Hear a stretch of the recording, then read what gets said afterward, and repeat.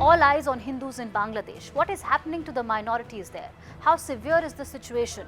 Can the new government heal old and new wounds? On the whole story, let's try to understand this development better.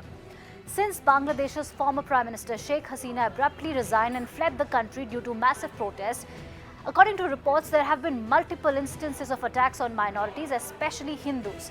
Reports indicate attacks on Hindu households, temples and businesses. According to two Hindu organizations, minority communities faced at least 205 incidents of attacks in 52 districts across Bangladesh since the fall of the Sheikh Hasina-led government on August 5. The new interim government, led by Nobel Peace Laureate Muhammad Yunus, has assured that it's addressing the violence directed at Hindus and other religious minorities. The government said, and I quote, "The attacks on religious minorities in some places have been noted with grave concern. The cabinet will immediately sit with representative bodies and concerned groups to find ways to resolve such heinous attacks."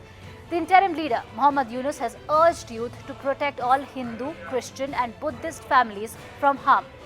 Now, Hindus represent about 8% of Bangladesh's 170 million people and have historically supported Sheikh Hasina's predominantly secular Awami League party.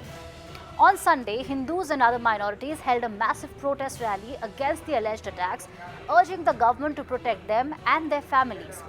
Rallies were held in several cities like Dhaka and Chittagong, with lakhs of people taking to the streets. Now, what are the protesters demanding? Many reports suggest that protesters want immediate action to protect the community, the formation of a Ministry of Minorities, the establishment of a Minority Protection Commission, strict laws to prevent attacks on minorities, and the allocation of 10% of parliamentary seats for minorities. Protests were also held in the US and the UK, with over 300 Indian Americans and Bangladeshi origin Hindus gathering in Houston and a large crowd gathering outside the House of Parliament in London. While India is keeping a close vigil on the developments in the neighborhood, many Bangladeshi Hindus are trying to flee to India to escape the violence.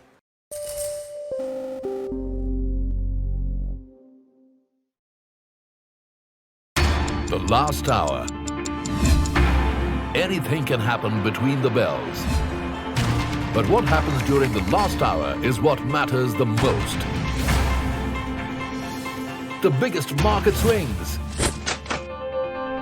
A close-up look at what's driving them and how the investors are reacting. Watch the most seasoned market mavens guide you through the most important hour of the trading day. NSE Closing Bell. At these times, only on CNBC-TV18 and CNBC-TV18.com. Well, thanks so much for tuning in to CNBC TV 18. Make sure you follow us and stay updated on all our social media platforms.